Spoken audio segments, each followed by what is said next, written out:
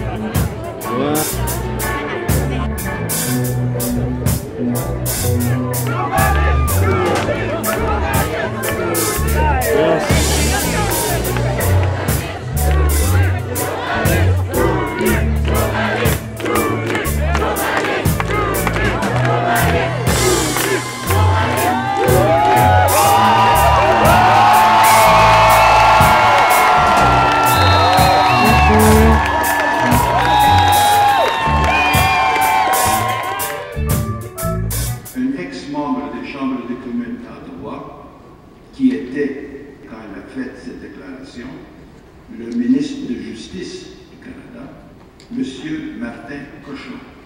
There is no obligation in Canada to identify oneself, to carry identity papers, or refrain from anonymity while in a public place, whether alone or while attending a public event. Such an obligation may exist in totalitarian countries, which Canada is not, unquote.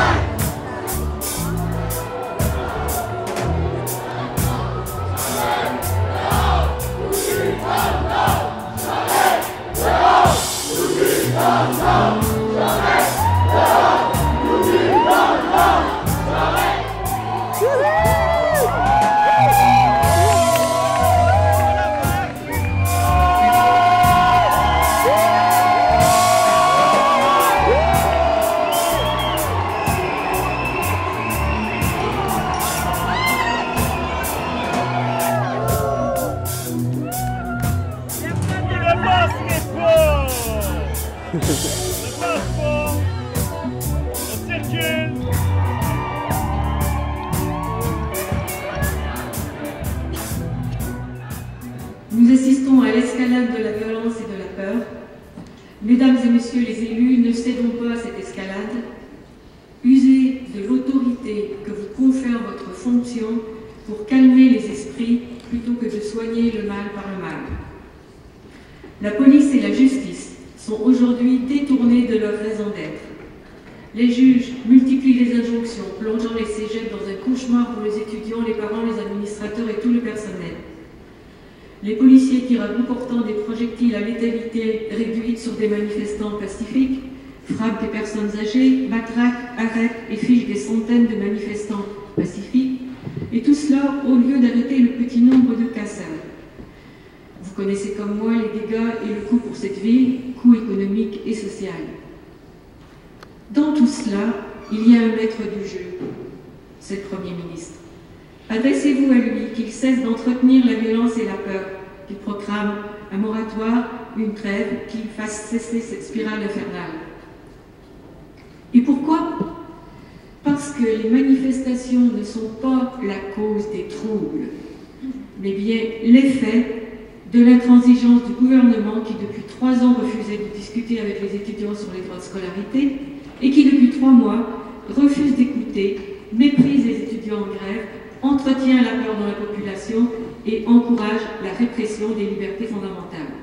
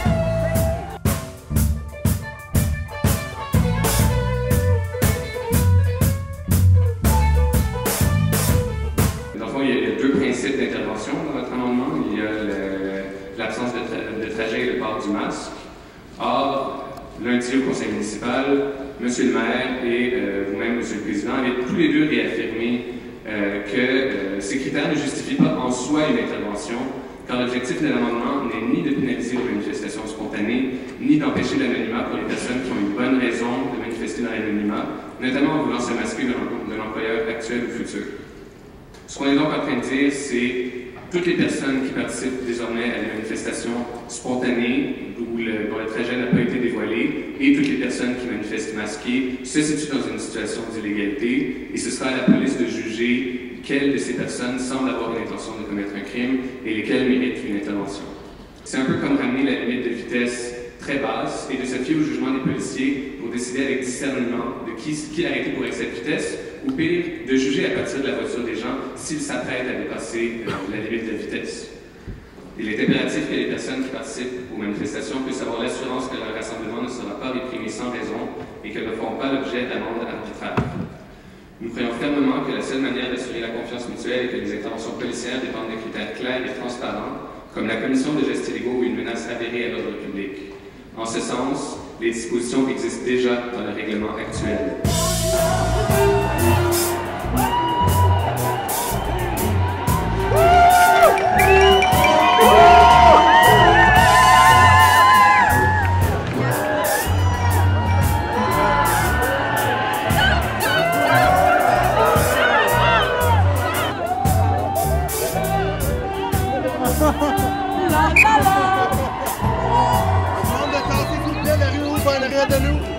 On ouvre la rue, s'il vous plaît.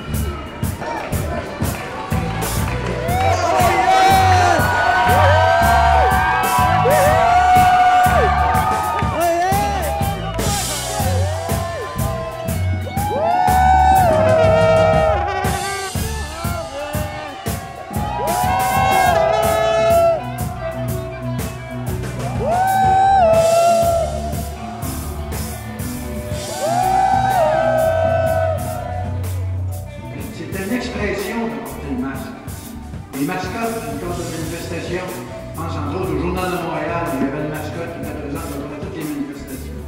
Les foulards, des fois pour se protéger du froid, mais je vous dirais que dans les dernières semaines, ils participaient à beaucoup de manifestations avec les étudiants, puis le foulard était surtout là pour se protéger des gaz qui étaient envoyés par des policiers. Des fois de façon un peu exagérée, on avoir participé à la manifestation devant le palais des congrès. Donc vous avez connu, nous étions là pacifiquement, on n'a même pas eu le temps de sortir notre montre. qu'on se faisait poivrer puis gazer. Donc, la majorité des jeunes que j'ai eu avec des foulards, ils ne brisaient pas rien. Ils étaient tout simplement là en manifestant. Et je pense aussi qu'il y avait un message derrière ce foulard, c'est de dénoncer la brutalité policière. Quel message on va laisser aux jeunes? Moi, je pense que c'est beaucoup plus un message de provocation. On va laisser aux jeunes dans les prochaines semaines. On risque, plutôt que de vouloir régler le problème, on va l'amplifier. Et en ce sens, moi, je vous invite à retirer ce projet de règlement. Non, je sais pas que je suis avec vous autres. J'ai déjà été étudiant, moi, aussi. Excellent. Merci. Heureusement que tout le monde. J'ai pas écouté les nouvelles. Ils ont-tu passé à la loi spéciale? Ça a l'air qu'ils vont en passer. Je pense qu'il ne sait pas encore. C'était 40. C'est vraiment chercher la bataille. Là. Il va y avoir des jeunes qui se tiennent debout, là. Ben oui. Qu'est-ce qu'ils attendent, là, pour faire un? C'est très voyant. OK. Salut.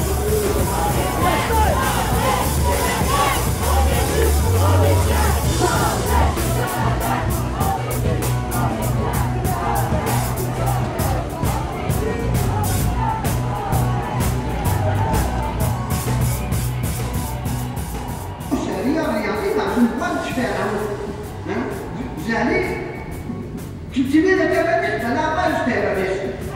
Hein? C'est tout ce que j'ai à dire. Moi, je ne peux pas vous convaincre de plus. Je ne veux pas. Comment je dirais ça? J'ai pas de questions à poser. Je vous dis qu'on est dans la mauvaise voie. Il faut changer la mentalité de ce gouvernement.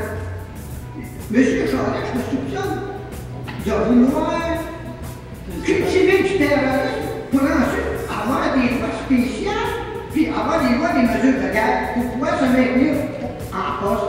Mais ça ne marchera pas.